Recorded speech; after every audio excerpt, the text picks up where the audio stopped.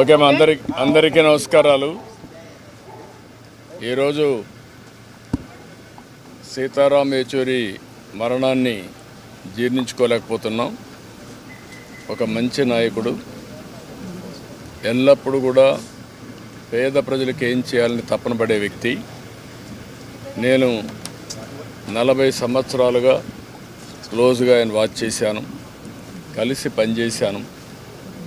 అదే మరిగా అనేక సందర్భాల్లో ఎన్నో పోరాటాల్లో ఒకటిగా కలిసి ముందుకు సాగాం. ఒక సాధారణ కుటుంబంలో పుట్టి ఒక అసాధారణమైన వ్యక్తిగా తయారయ్యారు. ఎక్కడో కాకినాడలో పుట్టిన వ్యక్తి ఢిల్లీ యూనివర్సిటీకి వచ్చి జేఎన్టీయూలో స్టూడెంట్ లీడర్ ప్రెసిడెంట్ కావడం, అక్కడి నుంచి కమ్యూనిస్ట్ సిద్ధాంతాల పట్ల ఆసక్తి కనబరచడం, అందులో చేరడం, అక్కడి నుంచి కూడా మీరు చూస్తే అంచెలంచెలుగా ఎదిగి జాతీయ స్థాయిలో పార్టీ అధ్యక్షుడయ్యాడు. ఆయన ఎప్పుడు కూడా కమ్యూనిస్ట్ పార్టీ సిద్ధాంతాలకు కట్టుబడి పనిచేశాడు. అదే సమయంలో అందరితో కలిసి ఉండేవాడు. ఒక అజాత శత్రువుగా ఎవరు ఎప్పుడు కనపడినా నవ్వుతూ పలకరిస్తూ చాలా హోందాగా, అదే సమయంలో అందరితో కూడా కలుపుగోలుగా ముందుకు పోయాడు. ఒక తెలుగువాడుగా ఈ స్థాయికి వచ్చిన వాడు చాలామందిలో చాలా తక్కువ మందిలో ఆయన ఒకడు.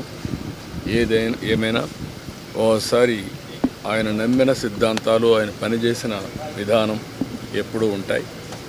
అలాంటి ఒక మంచి మిత్రుడిని ఈ దేశంలో ఒక మంచి రాజకీయ నాయకుడు కోల్పోయిందానికి చాలా బాధ ఉంది. ఏదేమైనా మన నిమిత్త మాత్రం వాళ్ళ కుటుంబానికి కూడా ధైర్యం చెప్పాం.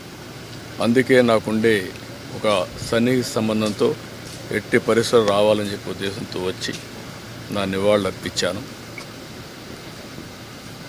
ఎప్పుడు కూడా మనం చేసిన పనులు శాశ్వతంగా ఉంటాయి.